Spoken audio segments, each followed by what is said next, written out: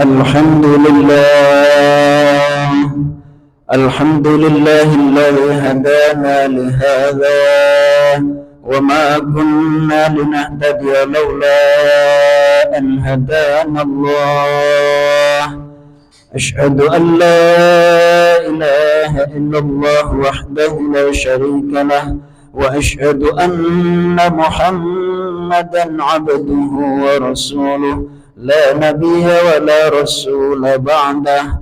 اللهم صل وسلم وبارك على سيدنا محمد رسول الله وعلى آله وأصحابه ومن تبع سنته إلى يوم القيامة. أما بعد، فيا عباد الله، أوصيكم ونفسي بتقوى الله، فقد فاز المتقون.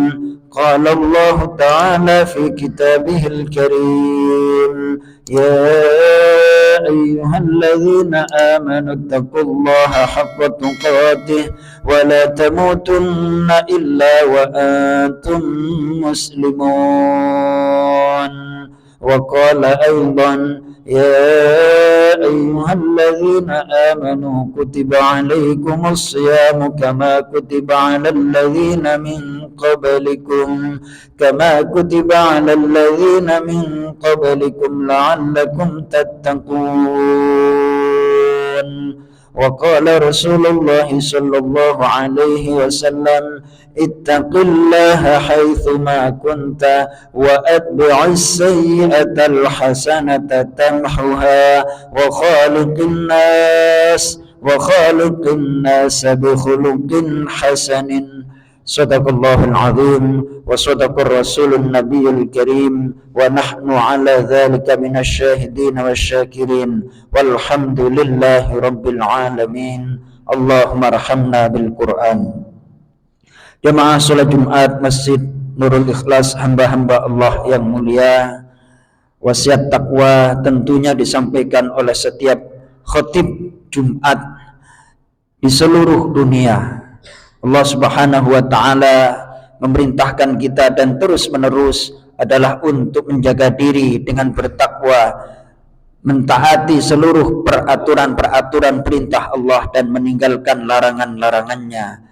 Dan pada hakikatnya juga puasa Ramadan adalah untuk menjadikan orang-orang yang beriman menjadi hamba-hamba Allah yang muttaqin. Mudah-mudahan keberadaan kita di Masjid Nurul Ikhlas ini sebagai tanda bahwa kita akan dikelompokkan oleh Allah menjadi hamba-hambanya yang muttaqin. Amin ya rabbal alamin. Ma'asyiral muslimin, hamba-hamba Allah yang mulia, di dalam surah Ali Imran ayat 123 ternyata tangga takwa itu adalah untuk menuju kepada bersyukur. Bersyukur itu lebih tinggi tingkatannya daripada bertakwa.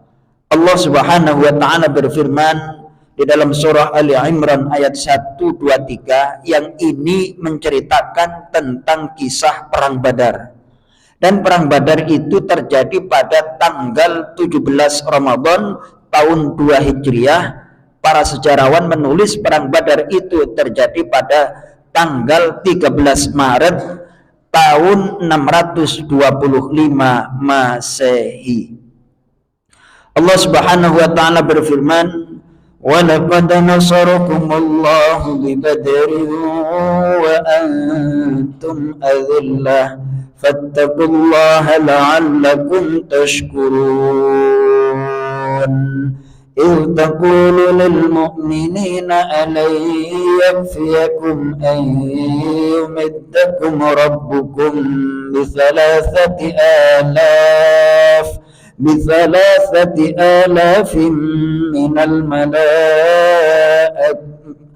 الملائكة منزلين.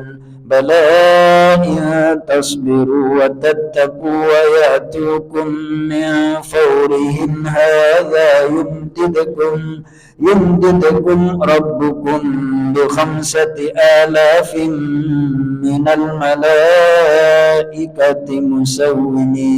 مسومين.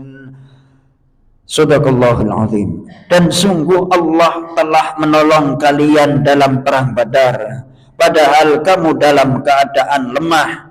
Karena itu bertakwalah kepada Allah agar kamu mensyukuri nikmat-Nya. Tak mungkin orang yang tidak bertakwa kepada Allah itu mampu untuk mensyukuri nikmat-Nya. Saya akan ulangi terjemahnya. Dan ingatlah ketika Allah benar-benar menolong kalian di Badar, wa antum azillah, sedangkan keadaan kalian dalam keadaan lemah dalam hal jumlah 313 melawan kurang lebih 1000 pasukan kafir Quraisy, lemah dalam keadaan senjata, lemah dalam keadaan sebagainya. Namun di sini justru Allah memberikan pesan, apapun keadaan kalian, fattaqullaha, bertakwalah kalian kepada Allah, la'allakum tashkurun, agar kalian adalah menjadi orang-orang yang bersyukur. Karena dengan bersyukur itu akan mendatangkan pertolongan dari Allah Subhanahu wa taala. Pertanyaannya, bagaimana cara kita mensyukuri dan bersyukur kepada Allah Subhanahu wa taala? Di dalam hadis Sahih Bukhari, Rasulullah sallallahu alaihi wasallam bersabda, "Unzuru ila man la unzuru ila man dunakum." Lihatlah orang di bawah kalian. Wala tanzuru ila man huwa fawqakum. Jangan melihat orang yang berada di atas kalian dalam hal masalah kenikmatan. Alasannya adalah wadzalika ajdaru alla tasdaru ni'matallahi ilaikum. Hal itu lebih layak, hal itu lebih patut agar kalian tidak meremehkan nikmat Allah kepada kalian.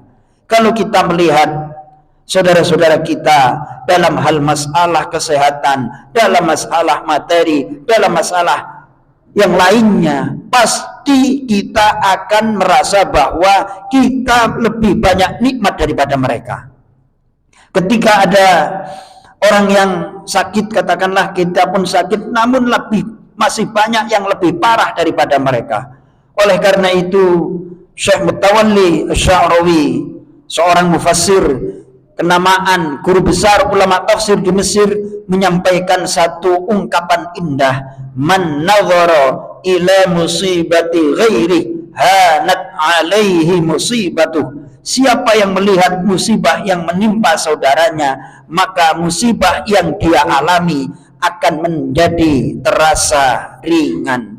Sekali lagi saya ulangi, siapa yang melihat musibah saudaranya, maka musibah atau ujian yang dialami akan terasa ringan dan mudah. Maka dari itu, dengan melihat sekeliling, kita melihat yang lebih di bawah kita, tidak melihat di atas kita, akan mampu untuk mengantarkan kita mendapatkan anugerah dan bisa mensyukuri nikmat Allah Subhanahu wa taala.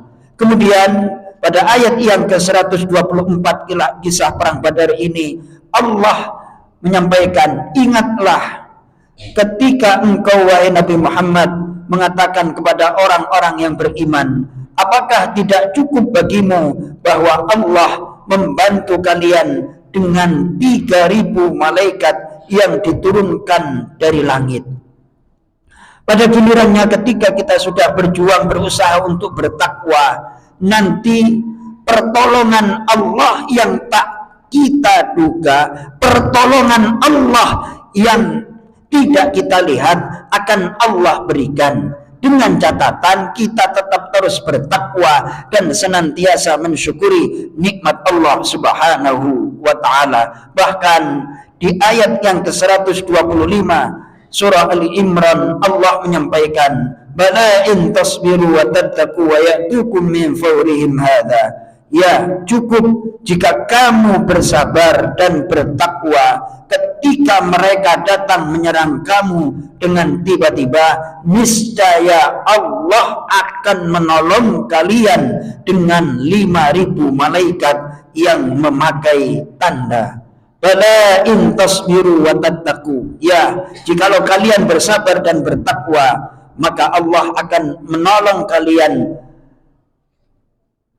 ketika mereka datang menyerang kamu tiba-tiba. Kemudian Allah akan mengirim 5.000 malaikat yang memakai tanda. Ayat ini memberikan pelajaran kepada kita bahwa pertolongan-pertolongan Allah pasti datang. Pertolongan-pertolongan Allah pasti akan hadir dalam setiap episode kehidupan manusia, tentunya dengan catatan bertakwa, bersyukur, dan senantiasa bersabar. Hendaknya saya berpesan nanti jamaah Masjid Nurul Ikhlas merenungkan kembali pesan Allah di dalam surah Ali Imran ayat 123, 124, dan 125 agar betul-betul makna puasa, makna bertakwa, makna bersabar itu tertancap dalam hati sanubari kita. Barakallahu li wa lakum fil Qur'anil azim wa nafa'ani wa iyyakum bima fihi minal ayati wa dzikril hakim wa taqabbala minni wa minkum tilawatahu innahu huwas sami'ul alim. Aqulu qawli hadha wa astaghfirullah li wa lakum wa lisairil muslimina wal muslimat innahu huwal ghafurur rahim.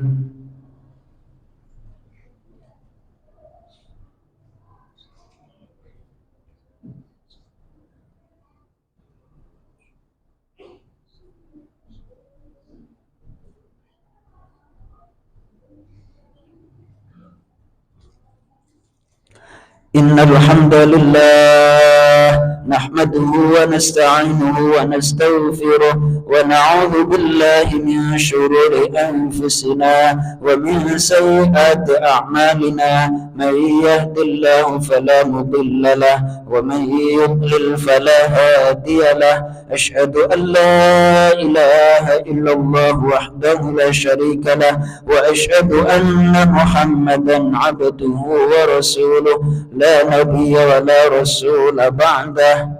Ma'asyiral muslimin jamaah salat Jumat Masjid Nurul Ikhlas, hamba-hamba Allah yang mulia, pesan terakhir yang ingin khatib sampaikan kepada diri khatib sendiri dan kepada jamaah adalah bahwa kita sering diterangkan dan sering disampaikan hadis oleh para guru, oleh para ustadz, ketika bulan Ramadan setan itu adalah dibelenggu. Lalu kenyataannya kenapa banyak orang melakukan dosa?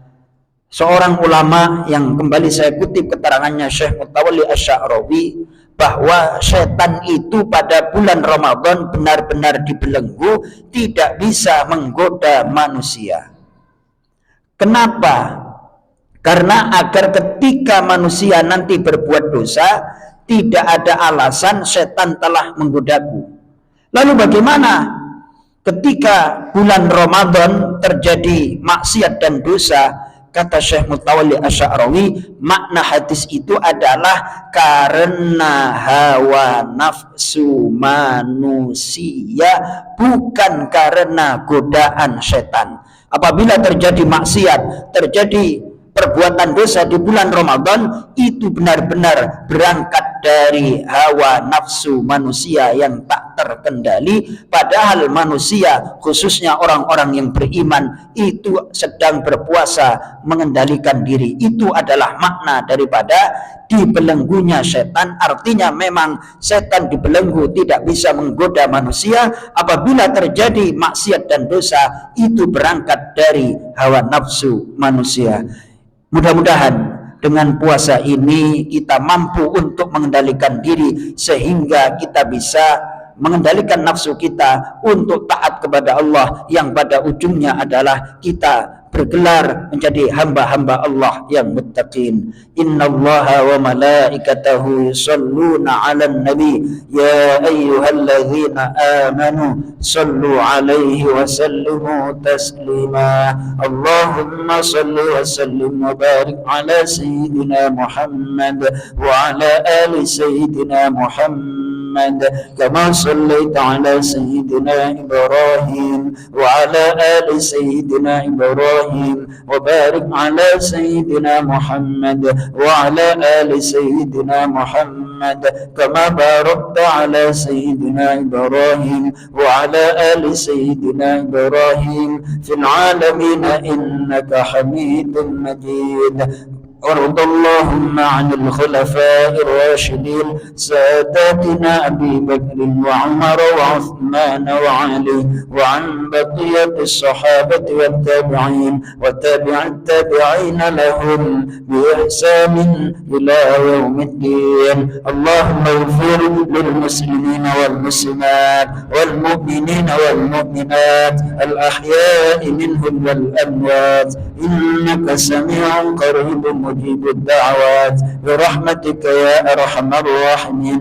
اللهم أعز الإسلام والمسلمين، اللهم انصر الإسلام والمسلمين المستضعفين والمجاهدين في سبيلك في كل مكان.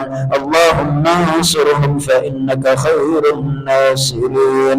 ربنا لا تزغ قلوبنا بعد إذ هديتنا وهب لنا من لدنك رحمة إنك أنت الوهاب.